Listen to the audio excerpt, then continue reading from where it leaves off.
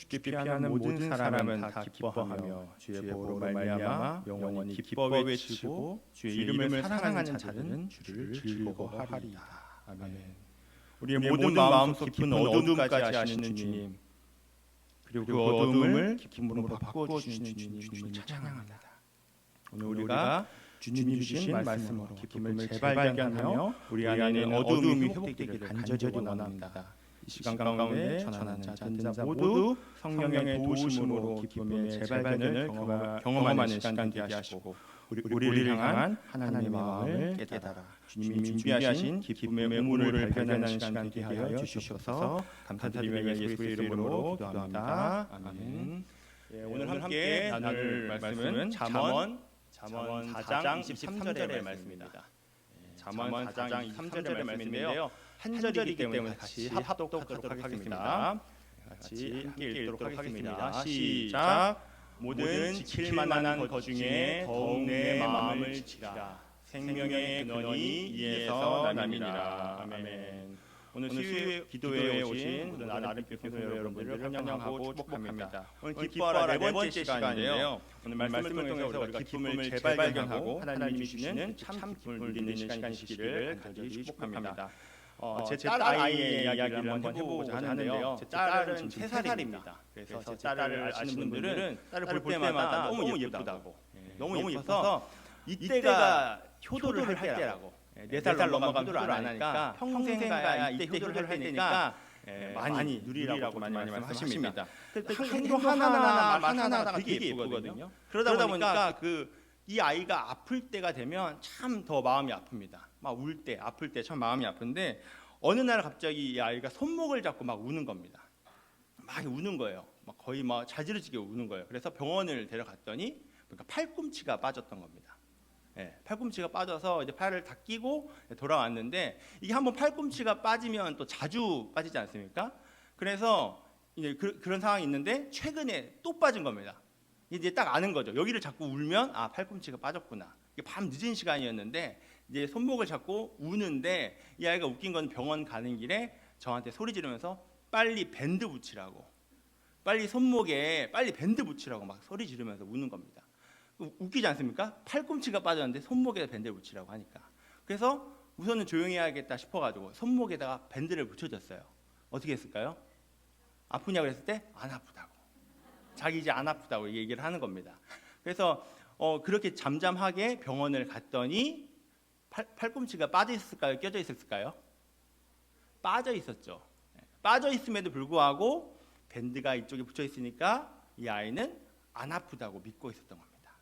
이 효과를 심리학적으로 플라시보 효과라고 하는데요. 이 플라시보 효과라는 것은 무엇이냐면 실제로는 효과가 없지만 실제로 효과가 있다고 믿어서 정말 그 효과를 경험하게 되는 것을 플라시보 효과라고 합니다.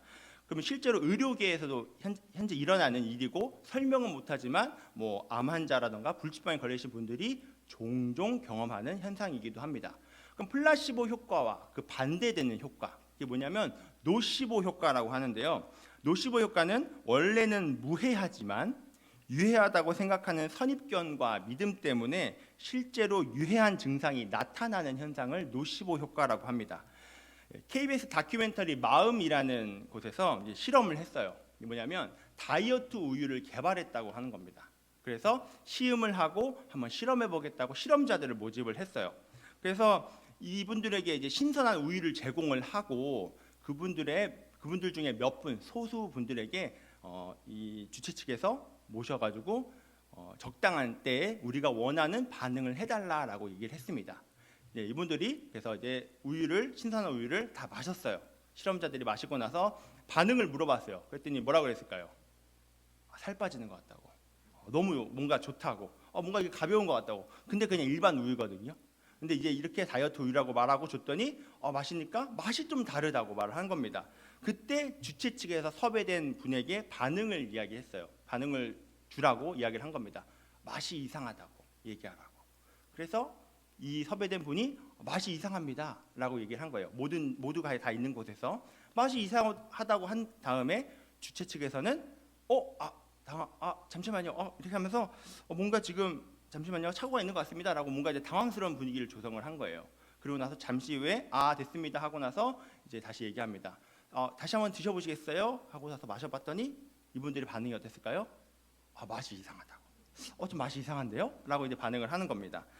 그리고 나서 이 주최 측에서는 집에 돌아가시고 나서 이제 몸의 반응을 혹시 보신 다음에 혹시라도 몸이 안 좋으시면 이야기를 해달라라고 얘기를 했죠.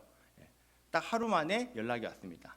밤새도록 복통과 두드러기에 시달린 식중독 환자가 생겼습니다. 신선한 우유를 먹었는데 식중독이 걸렸어요. 이 플라시보 효과, 노시보 효과, 제가 이 말씀드린 이 두 효과는 우리의 마음과 관련된 현상입니다. 딸의 손목 밴드나 또 다이어트 우유의 실험은 사람이 얼마나 마음에 좌지우지가 되는지를 볼 수가 있는데요. 우리는 사실 마음을 통제할 수 있다고 생각을 하는데 실제로는 그 반대죠. 우리는 마음의 통제가 되는 존재입니다. 그래서 우리도 기쁨도 마음에 따라 누릴 수 있고 또 마음의 상태에 따라서 기쁨을 누릴 수 있고 마음이 안 좋으면 또 기쁨을 누릴 수 없게 되는 게 사실 우리의 현실입니다. 세상사 마음먹기 달렸다. 되게 많이 말을 하잖아요. 마음먹기 달렸다. 그래서 마음먹기에 따라서 기쁨의 마음을 먹으면 기쁨을 누릴 수 있고 또 슬픔의 마음을 먹으면 또 슬픔을 누리고 사실 우리의 마음은 그렇습니다. 그래서 사실 우리가 마음 먹기 상황은 잘 좋지는 않지만 상황은 어렵고 힘들지만 내가 기쁨의 마음을 먹어야지라고 했을 때 기쁨을 누릴 수도 있고요. 또 상황은 좋지만 내 마음이 기쁨을 누리지 못할 때, 기쁨의 마음을 먹지 못할 때는 또 기쁨을 누리지 못합니다. 그랬을 때 여러분들 기쁨의 마음을 누리세요라고 말했을 때 여러분들은 기쁨의 마음을 쉽게 잡을 수 있을까요? 제가 여러분들 기뻐하세요, 기뻐의 마음을 지금부터 시작했을 때 여러분들은 네 하고 이렇게 기뻐의 마음을 가질 수 있을까요? 이렇게 만약 기뻐하라 했을 때 여러분이 기쁨의 말이 확 들어오면 되게 잘못된 거죠 이게. 그리고 우리가 그래서 기뻐하자고 막 독려하고 도전해도 사실 그게 쉽지가 않습니다. 그랬을 때 이 마음으로부터 나오는 기쁨. 그럼 마음은 뭘까요? 마음. 여러분들아 이게 마음이라는 것에 정의를 내려보라 했을 때 쉽게 말을 할 수 있는 분이 있습니까?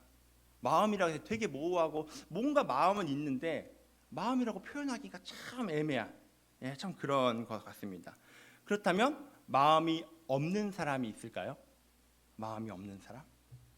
생각해 보면 마음이 없는 사람은 없습니다. 제가 어렸을 때 이제 친구들이랑 싸우거나 동생이랑 싸울 때 막 이렇게 싸우면 제일 많이 나오는 게 마지막 가면 이런 말이 나와요. 네 마음만 있냐? 내 마음도 있어. 왜 네 마음만 얘기하냐고. 내 마음도 있다고 하고 막 그렇게 싸우지 않습니까? 저만 그랬나요? 네 마음만 있어, 내 마음도 있어, 막 이렇게 막 다투고 이랬던 기억이 나는데 그게 뭐냐면 내 마음도 알아달라고 나도 하고 싶다고 그렇게 말하지 않습니까? 모든 사람은 마음이 있어요. 모든 사람은 마음이 있고 또 심지어는 아픈 분도 마음이 있고 또 심지어 장애를 가지신 분도 마음이 있고 갓난아기도 마음이 있고 돌아가시기 전에 그분 모든 살아있는 사람들은 다 마음이 있습니다. 그래서 이 마음 때문에 사랑하고 또 마음 때문에 또 때로는 다투기도 하고 또 마음 때문에 위로받기도 하고 또 마음 때문에 우리는 다시 회복되지 않습니까? 그리고 이 마음 때문에 우리는 존중받고 또 존귀히 받는 존재가 됩니다. 오늘 성경에서 말하는 이 마음의 정의가 아무리 얘기해도 우리는 성경 안에서 그 마음의 정의를 찾았으면 좋겠는데요. 오늘 본문 무엇보다도 내 마음을 지키라. 본문에서 나오는 이 마음이라는 단어는 히브리어로 레브라는 단어입니다. 레브라는 단어인데요. 이 용어가 정말 많이 쓰여요.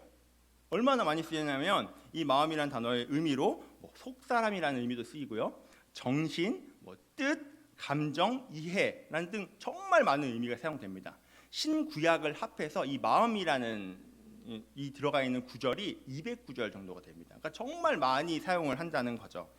성경에 나오는 마음이라는 정의를 한번 정리를 해보면 마음이란 한마디로 우리의 지식과 감정, 의지가 작용해서 나를 나되게 만드는 어떤 부분이라고 정의를 할 수 있겠습니다.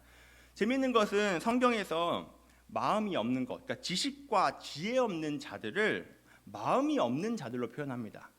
지식과 지혜 없는 자들을 마음이 없는 자들로 표현을 해요. 되게 독특하죠. 우리가 근데 잘 생각해 보면 우리가 말씀을 읽고 묵상하고 할 때 우리의 마음으로 하나님 말씀을 깨달아 알 수가 있지 않습니까?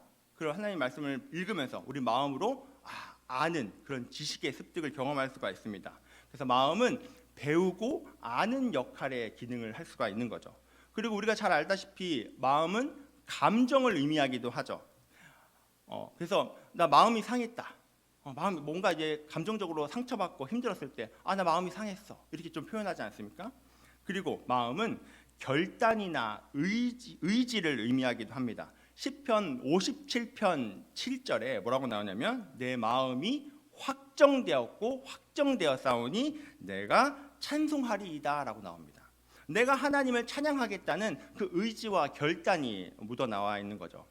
그리고 우리가 영적으로 침체되어 있거나 하나님과 멀어져 있다고 느꼈을 때 우리가 보통 어떻게 합니까? 뭔가 의지와 결단을 가지고 뭔가 해야겠다.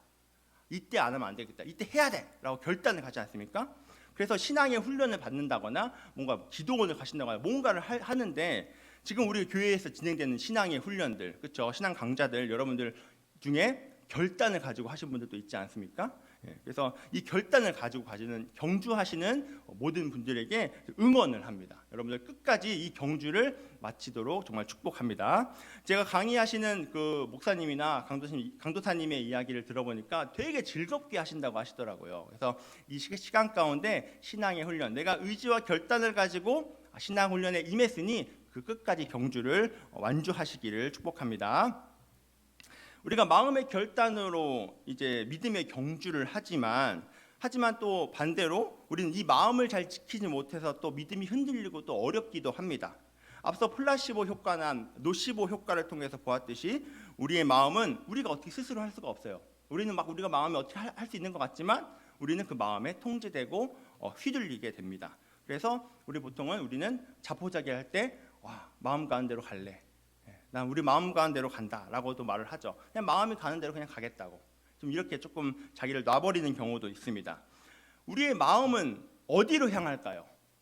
마음은 어디로 향하게 되는 것을 볼 수 있을까요? 잘 보시면 돈에 마음이 있는 사람은 잘 보면 돈에 관심이 있는 사람입니다. 그리고 성공에 마음이 있는 사람은 성공에 관심이 있죠. 그리고 취업에 마음이 있는 사람은 당연히 취업에 관심이 있는 거고요. 연애에 마음이 있는 사람은 당연히 연애에 관심이 있습니다. 결국 자신이 갖고 있는 그 관심사에 따라 자기 마음이 가는 것은 어쩌면 당연한 것입니다. 여러분들 요즘에 관심사는 어떤가요? 여러분들이 가지고 있는 요즘의 나의 관심사, 나이가 마음에 가는 것은 어떤지 한번 생각해 보았으면 좋겠습니다. 그리고 그 마음이 가고 있는 그 관심사에 여러분들은 그 마음에서 기쁨을 누리고 계신가요? 내가 가고 있는 그 관심사, 마음에 가고 있는 그 관심사에 통해서 내 마음은 기쁨을 누리고 있는지 한번 살펴보았으면 좋겠습니다. 이때 전 이제 이런 질문을 이렇게 고차원적인 질문은 소년부 아이들한테 따로 안 하는데 아이들이 이렇게 질문을 해요. 질문할 때 어떻게 생각하니? 그러면 아이들 반응이 이거예요. 딱히 제일 많이 하는 거예요. 뭐 물어보면 딱 이러거든요. 딱 여러분들이 그러실 것 같아요. 그냥 딱히 이렇게 반응을 하실 것 같아요.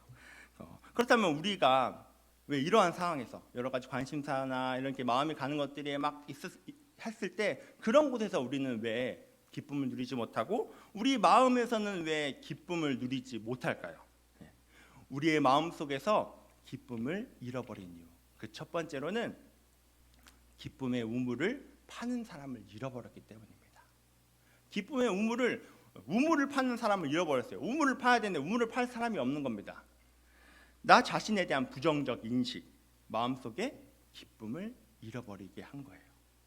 한마디로 낮은 자존감으로 인해서 원래 우리의 모습을 잃어버리고 만 것입니다. 사실 자존감이라는 것은 나의 의지와 나의 생각과는 다르게 여러 가지 상황들로 인해서 만들어지지 않습니까? 이런 낮은 자존감이 나를 잃어버리게 만드는 그런 것이 되겠죠. 사실 저 보시기에 어떨지 모르겠는데요. 저도 굉장히 낮은 자존감으로 괴로웠던 사람 중에 한 사람이었습니다. 중학교 때 일이었는데요. 당시 사건들로 인해서 당시 너무나도 자존감에 큰 상처를 받아서 한동안 굉장히 괴로워했던 시기가 있었습니다. 보기와는 다르게 중학교 1학년 때는 되게 인기도 많고 반장도 하고 되게 이제 학교 생활 제일 재밌게 시작을 했어요. 근데 여름 수련회를 갔다 왔는데 남자애들은 안 그러는데 갑자기 여자애들이 저를 무시하기 시작을 한 겁니다. 멀리하기 시작한 거예요. 없는 사람 취급을 한 겁니다. 뭐 물어봐도 대답을 안 해요. 그냥 거의 완전 뭐 투명 인간이에요. 되게 기분이 나쁘더라고요. 대답이 없는 것. 은따를 시켜요. 은따라는 말 아세요? 제가 너무 은근히 따돌리는 거. 은근히 따돌리는 거예요. 대놓고 따돌리진 않고 은근히 따돌리는 거예요. 그러면서 이유를 물어도 대답을 안 하니까 이유를 모르는 거예요. 그래서 지금도 이유를 몰라요. 이유를 모르게 그렇게 따돌림을 당한 거예요. 그 학창 시절은 사실 친구 관계가 너무나도 중요하잖아요. 친구 관계가 전부고. 그런데 친구 관계, 남자애들이랑 되게 잘 지내는 여자애들이 뭐 그렇게 하니까 관계를 굉장히 중요시 여겼는데 그렇게 돼버리니까 굉장히 큰 스트레스가 온 겁니다. 아, 이거 큰일 났다. 뭐가 문제가 있는 거 아니야? 이유를 모르겠는데 뭔가 잘못된 것 같다라는 생각이 막 온 거죠. 근데 그렇게 시간을 지내고 굉장히 위축되고 된 상황에서 시간을 보내고 1년이라는 시간이 지났어요. 근데 다행인 것은 1년이 지나고 나서 관계들이 되게 좋아졌어요. 다시 회복이 됐어요. 이제는 투명 인간으로 안 보더라고요. 되게 관계가 돼서 대화도 하고 이렇게 됐는데 이제 2학년이 시작되면서 이제 더 이상 지금까지 있었던 거는 그래 잊자. 새로운 시작이다. 새로운 반에서 새롭게 시작을 해야지라고 했는데 2학년 때 시작하자마자 똑같은 일이 또 생기는 거예요. 똑같은 일이. 더 절망으로 빠지는 거예요. 왜냐하면 내가 1년 전에 한번 겪었던 일을 이번에는 또 겪지 않으려고 정말 조심히 나름대로 했는데 똑같은 일을 또 겪게 되니까 점점 더 사람이 자존감이 바닥을 치게 되는 겁니다.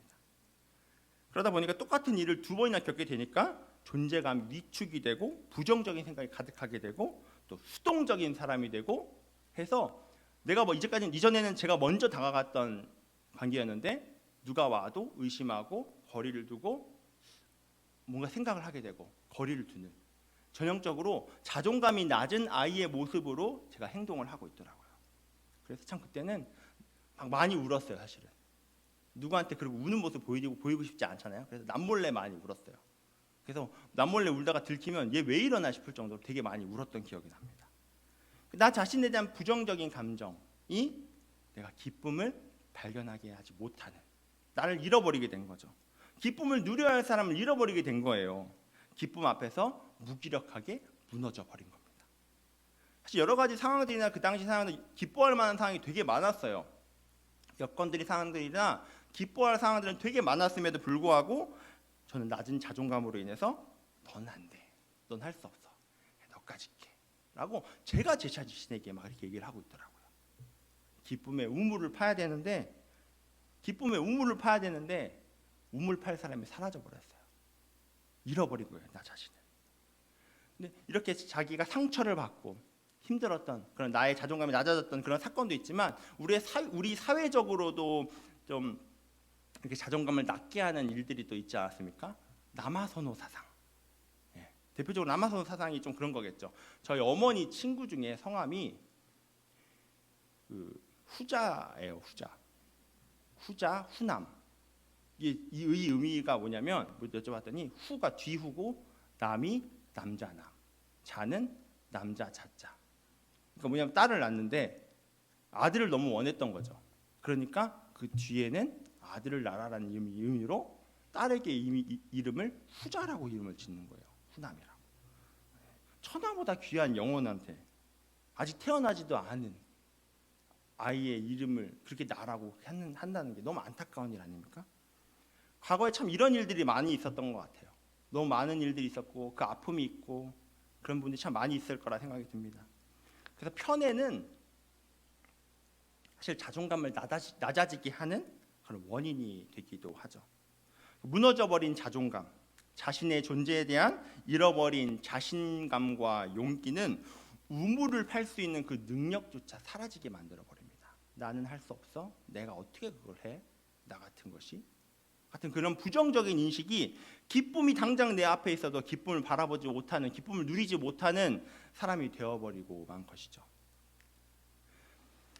우리의 마음에서 기쁨을 잃어버린 그 2번째는 우물을 팔 수 있는 상황이 아니기 때문입니다. 제가 이전에 아마 건설 쪽에서 일을 잠시 했다고 말씀드리지 않았습니까? 제가 사계절 한 몇 년을 이렇게 일을 하면서 경험했던 것은 겨울에는 땅을 파지 않는다는 거예요. 되게 간단한 이유거든요. 왜냐하면 땅이 파도 안 들어가요. 포크레인이 파도 땅이 잘 들어가지가 않습니다. 그래서 겨울에는 땅을 파지 않아요. 땅이 얼어버렸기 때문에. 기쁨도 마찬가지입니다. 기쁨을 누리지 못하는 이유가 우리의 상황과 환경이 그 기쁨을 누릴 수 없는 환경이기 때문이에요. 너무 춥기 때문이에요. 우리 환경이 너무 추워서 땅을 팔 수 없듯이 우리 기쁨도 환경이 너무 안 좋아서 기쁨을 누리지가 못하는 거예요. 그래서 내 자아가 건강해도 우리를 둘러싸고 있는 여러 가지 상황들이 우리를 참 녹록지 않게 만듭니다. 기쁨을 누릴 수 없게 만들어요. 예를 들어 나의 건강이라든가 경제적인 어려움, 내가 통제할 수 없는 상황들이 나에게 다가왔을 때 우리는 참 기쁨을 누릴 수 없게 됩니다. 우리 지난 3년간 있었던 코로나 상황을 한번 되돌려 볼까요? 누가 그런 상황을 예상했겠습니까? 처음 나타났을 때 에이 뭐 독감으로 끝나겠지. 그리고 메르스나 사스처럼 간단하게 잠깐 하고 넘어가겠지 했던 게 벌써 이 3년이라는 시간이 지났고 또 새로운 뭐가 끝났는데 변이 끊임없이 계속 진행되지 않았습니까? 당시 처음에 그런 분들이 되게 많았다고 해요. 코로나가 시작하기 전에 코로나인지 모르니까 자영업을 새로운 마음으로 시작을 했는데 코로나가 터져서 폐업을 하게 되는 일들, 그리고 일자리를 잃게 되는 상황들, 그리고 코로나로 또 건강을 잃어버리게 되는 상황들. 우리 그 외부적인 요인들이 우리가 기쁨의 우물을 팔 수 없는 상황으로 만들게 되었습니다. 또 그리고 우리의 사회의 분위기들, 경쟁을 유도하고 성공을 위해서는 누군가를 짓밟고 올라가야 된다는 것. 그리고 회사 안은 전쟁터라고 하지만 회사 밖은 뭐라고 하죠? 지옥이라고 합니다. 회사 밖은 지옥이니 나가지 마. 이렇게 하는 정말 치열한 경쟁 사회에 있는, 또 너무 안타까운 것은 OECD에서 우리나라가 청소년 사망률의 1위가 자살이지 않습니까? 너무 암울한 이런 사회 분위기들은 우리로 하여금 기쁨의 우물을 바라볼 수조차 없게 만들고, 바라볼 수 없으니 당연히 우물을 팔 수 없게 만들게 되었습니다. 나를 둘러싸고 있는 상황들이 도무지 해결의 기미가 보이지 않는 거예요. 답답함의 연속이고 목이 말라서 타버려 죽을 것 같은 그런 상황인 거죠. 외부적인 여건들이 우리가 진정한 기쁨을 누릴 수 없게 되는 그런 동인이 되기도 합니다. 그렇다면 여러분들 이런 상황에서 목말라 죽을 것 같은 이런 상황에서 나는 자포자기하고 나 몰라라 하고 그냥 목이 타서 갈증으로 탈수로 그냥 죽음을 기다리는 것이 맞을까요? 기쁨의 우물을 팔 수 없는 지금의 상황, 나의 상황과 여러 가지 상황이 없더라도 하나님께서는 모든 지킬 만한 것 중에 내 마음을 지키라. 왜냐하면 생명의 근원이 이 마음으로부터 나오기 때문이다 라고 말씀하십니다. 이 마음을 지키는 것이 바로 나의 기쁨의 근원을 찾아가는 우물을 파는 그런 과정입니다. 그래서 기쁨의 우물을 파기 위해서는 우리가 우물 팔 때 깊이 있게 좀 파지 않습니까? 그렇게 파 내려가야 돼요. 나의 현실은 어렵지만 우리가 기쁨의 우물을 파지 않으면 우리는 목이 말라서 영적으로 죽게 됩니다. 그래서 기쁨의 근원을 찾아 내려가는 것이 너무나도 중요합니다. 그래서 마음을 지키는 것, 그 기쁨을 재발견하기 위해서는 우리는 막혀진 우물, 닫혀진 우물을 다시 파야 합니다. 우물을 파기 위한 조건이 두 가지가 있죠. 첫 번째로 아까 우물 파는 사람이 있어야 하고요. 우물 사람만 있어도 될까요? 장소가 있어야 되겠죠. 우물을 파는 사람이 있고 우물 파는 장소가 있어야 됩니다. 자, 이제부터 우리가 우물을 파기 위해서 세 가지 단계로 한번 진행을 해보겠습니다. 여러분들 같이 함께 우물을 파도록 할 건데요.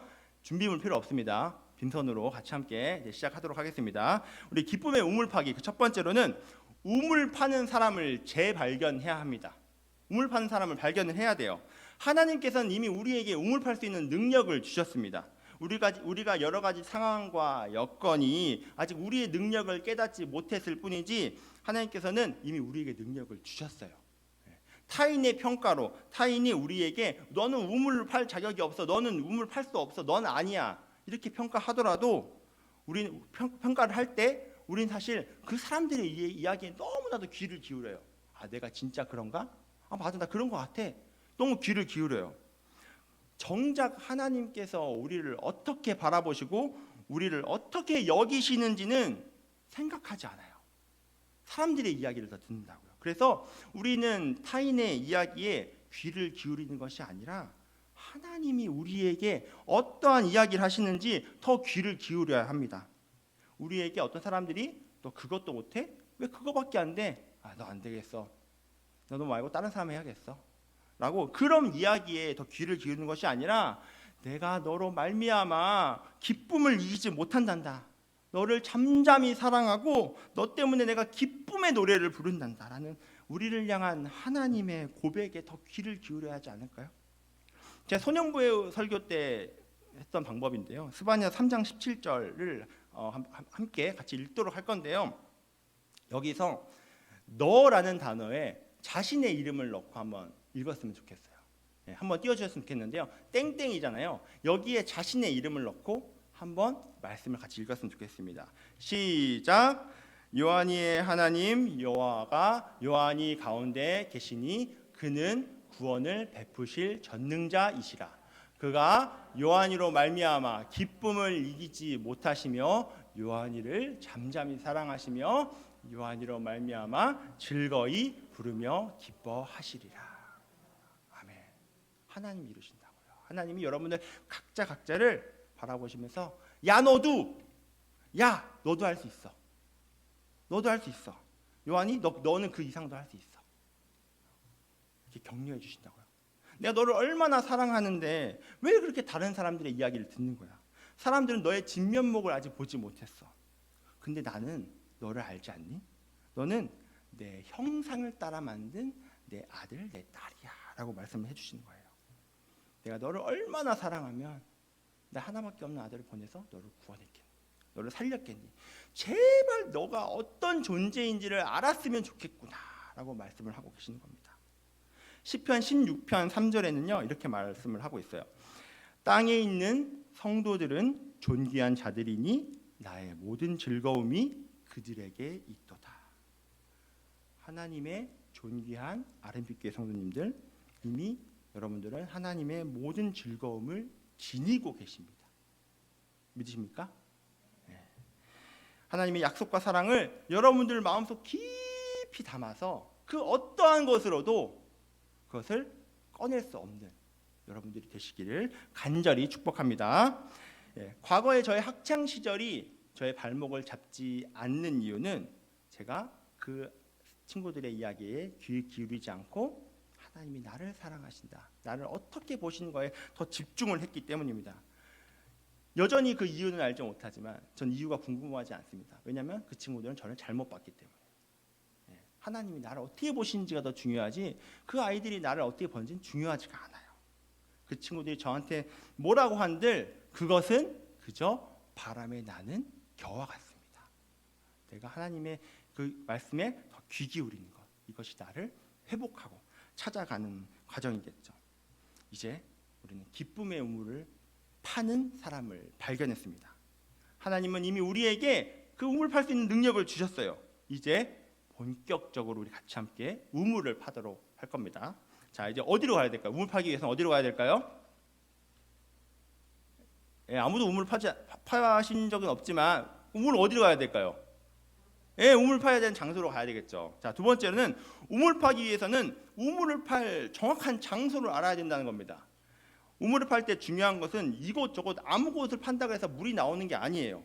정확한 곳을 파는 것이 중요합니다. 그래서 물을 팔 때 보게 되면 우물 팔 때 수맥이 흐르는 곳을 파야 된다고 말을 해요. 그래서 땅이 젖어 있는 곳을 파야 그곳이 물이 지나가기 때문에 그곳을 파야 물이 나옵니다. 엄한 곳 파봤자 그곳은 물이 나온 것이 아니라 그냥 구덩이만 만들 뿐이에요. 장애물만 만들 뿐입니다. 누군가의 장애물 만들 뿐이죠. 그래서 기쁨의 우물이 어디에 있는지가 무엇보다도 중요합니다. 기쁨의 우물, 기쁨의 샘 어디서 올까요? 시편 4편 7절인데요. 같이 함께 읽도록 하겠습니다. 시작.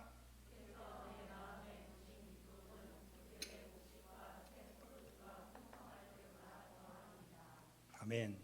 우리의 마음을 주관하시는 분, 우리에게 기쁨을 두신 분 누구십니까? 하나님이시죠. 하나님이 우리에게 기쁨을 주셨어요. 우리에게 기쁨을 두셨다고요. 우리는 기쁨을 찾기 위해서 돈의 구덩이를 팝니다. 명예의 구덩이를 팝니다. 성공의 구덩이를 팝니다. 나름대로 취미의 구덩이를 파요. 정말 각기 다른 나름대로의 막 땅을 팝니다. 근데 거기는 물이 없어요. 기쁨이 없어요. 기쁨의 우물은 오직 하나님뿐이십니다. 다른 곳은 우물이 아니라 그냥 기쁨이 나오지 않는 구덩이라고요. 그거 파봤자 무슨 의미가 있습니까? 파면 힘들어요. 파는 의미가 없어요. 파도 뭐 안 나와요. 아무것도 안 나와요. 돌이 나와요. 뭐 지렁이가 나오겠죠. 뭐가 나와요? 난 목마른데. 파도 그건 파면 팔수록 지친다고요. 하지만 기쁨의 우물이신 하나님은 파면 팔수록 알아가면 알아갈수록 우리는 새로운 힘이 생기고 새로운 삶이 보이고 절망에서 희망으로 변하고 죽었다가 다시 살아나게 되는 것입니다. 아멘이십니까? 네, 아멘입니다. 그래서 기쁨의 근원이신 하나님을 아는 것이 무엇보다도 중요한 거예요. 정확한 곳을 찾아야 정확한 곳을 파야 그 기쁨을 발견할 수가 있는 거죠. 그래서 하나님을 아는 것이 가장 먼저입니다. 하나님을 알아갈수록 저 깊은 우물 속에 숨겨져 있는 우리를 향한 하나님의 마음, 그 기쁨을 발견할 수가 있는 것이죠. 신학과에 입학을 하면 신학과 학교를 입학을 하면 여러 가지 신학을 많이 배우지만 조직 신학이라는 과목을 배웁니다. 이 조직 신학이 뭐냐면 어떠한 주제별로 성경들을 해서 뭐가 이렇구나, 뭐가 이렇구나 뭐 이렇게 아는 건데 조직 신학에서 가장 먼저 나오는 그 순서는 신론이에요. 신론이 뭐냐면 하나님을 아는 지식. 그게 먼저 시작입니다. 그리고 나서 인간론을 배워요. 하나님을 아는 지식을 배운 이후에야 사람을 배운다라는 거예요. 하나님을 알아야 사람을 알고 하나님을 알아야 하나님이 일하시는 것을 알고 하나님을 알아야 교회가 어떤 건지를 안다는 거예요. 하나님을 아는 것이 가장 먼저입니다. 하나님을 알아야 그 다음으로 우리가 아는 것이죠. 그렇다면 하나님은 어떤 분이신가요? 요한일서 4장 8절은 이렇게 말하고 있습니다. 사랑하지 아니하는 자는 하나님을 알지 못하나니. 하나님 어떤 분이시라고요? 파란색을 같이 함께 읽도록 하겠습니다. 시작. 하나님은 사랑이세요. 하나님은 사랑이셔서 우리와 함께 하시는 임마누엘이고 싶으셔가지고 예수님을 보내주셨잖아요. 사랑이신 하나님은 기쁨을 만들어 주시는 분이세요. 사랑은 기쁨을 만듭니다. 우리 성경의 9가지 열매 보게 되면요, 처음에 뭐라고 시작하죠? 사랑 그리고 희락입니다. 사랑 다음에 기쁨이에요. 사랑은 기쁨을 불러와요. 연애를 하면 사랑을 하면 어떻습니까? 슬픕니까? 그렇죠? 연애를 하고 사랑을 하면 되게 기쁘잖아요. 되게 기쁘다고요. 사랑을 하면. 그때 되게 기뻤던 것 같아요. 제 아내를 처음 만났을 때 기쁨에 겨워 살았던 제 기억이 납니다. 기쁨의 우물이 되신 하나님의 사랑. 하나님이 그 사랑을 발견하고 풍성하게 경험하시기를 간절히 축복합니다. 자, 이제 우물을 파는 마지막 과정에 왔습니다. 기쁨의 우물 파기. 세 번째는 우물을 팔 때는 끝까지 파야 된다는 겁니다. 우물을 팔 때는 물이 나올 때까지 끝까지 파야지, 파다가 말면, 우물 팔 사람도 있고 우물 팔 장소도 있는데 파다가 말면 이 또한 구덩이밖에 되지 않습니다. 파도 파서 물이 나올 때까지 그 파야지 기쁨을 누릴 수가 있다는 거죠. 기쁨의 근원이신 하나님을 발견하는 그때까지 끝까지 우리는 그 우물을 파야 합니다. 사랑이신 하나님께서는 우리에게 가장 큰 계명을 주셨어요. 이 계명이 우리가 기쁨의 우물을 파되 끝까지 파는 우리의 삶입니다. 사랑이신 하나님이 우리에게 주신 가장 큰 계명 무엇입니까? 누가복음 10장 27절인데요. 다 같이 함께 읽도록 하겠습니다. 시작.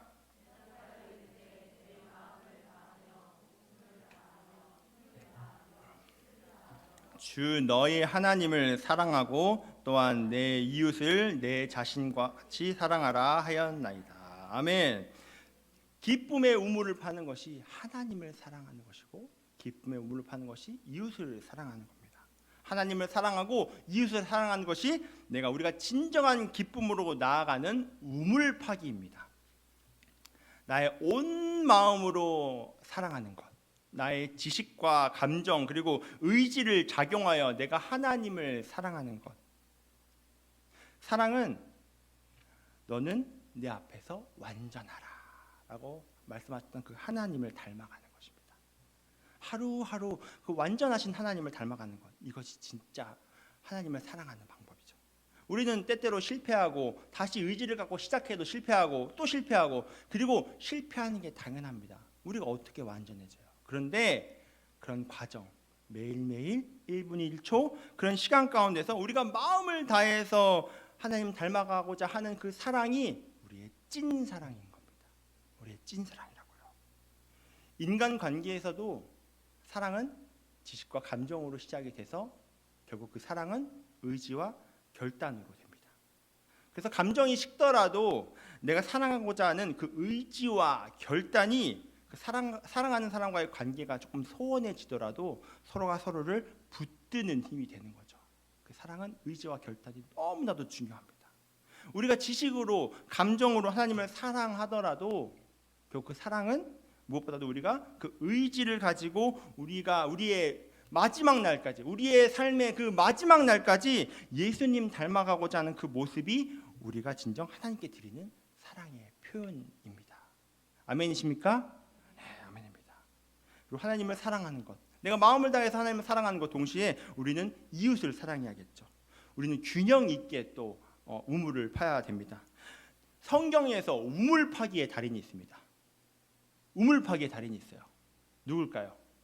네, 그렇죠. 웃음이라는 의미를 가진 이삭. 예. 왜 달인일까요? 우물을 4번이나 팠습니다. 당시에 우물은 굉장히 파기 힘들었죠. 당시에 곡괭이가 있던 것도 아니고 정말 힘들게 팠을 텐데, 그래서 그만큼 우물은 귀하고 큰 재산이었습니다. 얼마나 큰 재산이었냐면 신부가 결혼할 때 주는 혼인의 지참금으로 사용하기도 했습니다. 그만큼 이 우물은 너무나도 귀한 거였어요. 근데 이 우물을 이삭은 4번이나 팠습니다. 왜 4번이나 팠냐고요? 이웃과의 다툼을 피하기 위해서. 다툼을 피하기 위해서. 심지어 이방인들과의 갈등을 피하기 위해서 이삭은 다시 새로운 우물을 파고 또 새로운 우물을 파고 했습니다. 이웃사랑. 이웃을 사랑했기 때문에. 내 것을 빼앗아가는 가장 극한 상황임에도 불구하고 앞으로 일어날 자신의 수고를 고려하지 않고 이웃사랑을 한 거죠. 우물 파기.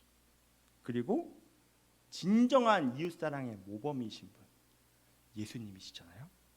우리가 어떻게 사랑해야 되는지를 가르쳐 주신 예수님. 가장 낮은 곳인 베다니, 빈민촌에 가셔서 그들과 함께 먹고 자고 함께 하시면서 병을 치료해 주시고 또 아픔을 보듬어 주시고 진리를 가르쳐 주신 예수님의 그 모든 사역은 전부 우리를 사랑하시되 끝까지 사랑하시는 예수님의 그 모습입니다. 우리를 향한 예수님의 사랑이 잘 드러난 찬양 가사를 가져왔습니다. 앞에 가사를 보시면서 이 가사를 잘 묵상했으면 좋겠는데요. 자, 내가 사마리아에 가는 이유는 그곳에 울고 있었던 내가 있어서. 햇볕이 따갑고 그늘도 없는 낮에 나는 기다렸단다. 내가 내게 오기를. 아무도 찾지 않는 한낮에 우물가에 어젯밤 울다 잠든 내가 내게로 온다. 아무도 찾지 않는 한낮에 우물가에 이제껏 삶에 지친 내가 내게로 온다. 나는 사마리아 여인에게 말을 건다. 기쁨의 차말을 건다. 하늘 보자 내려놓고 그래 여기에 왔다고. 넌 내게 다시 이리 재촉한다. 그 물을 내게 달라 한다. 넌 이미 보았다. 그 물이 여기에 바로 내 안에 있어. 사랑의 원형이신 예수님은 아무도 찾지 않았던 우물가 여인에게 찾아가셔서 기쁨의 샘을 주셨고요.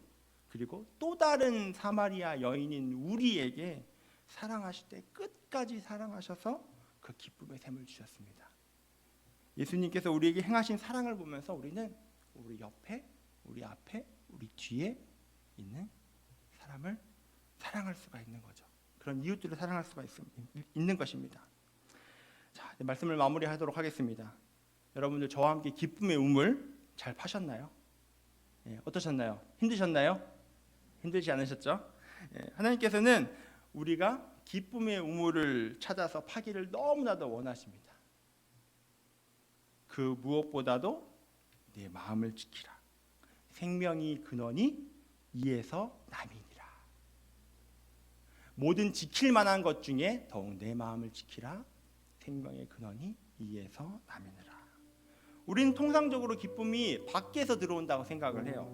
그런데 기쁨은 밖에서 오는 것이 아니라 우리 안에서 옵니다. 우리 마음에서 시작합니다. 그리고 그 마음은 하나님을 사랑하고 이웃을 사랑하는 것에서 우리의 기쁨의 우물파기는 시작됩니다. 우물파기는 사실 우리가 스스로 할 수 있는 것이 아닙니다. 우리는 스스로 우물파기를 하는 것이 아니에요. 우리와 언제나 함께 하시는 하나님께서 우리가 기쁨의 우물을 팔 수 있도록 붙잡아 주시고 우리가 우물팔 장소를 발견하게 하시고 우리를 우물을 파되 끝까지 팔 수 있도록 우리를 도와주십니다. 이 사실을 우리 아름빛교회 성도님들이 믿음으로 고백하기를 원합니다. 우리의 인생 가운데 우리의 상황과 여건은 녹록치가 않더라도 하나님이 이미 준비해 주신 기쁨의 우물을 파면서 진정한 기쁨의 샘을 발견하는 우리 모든 아름빛교회 성도님들이 되시기를 간절히 축복합니다.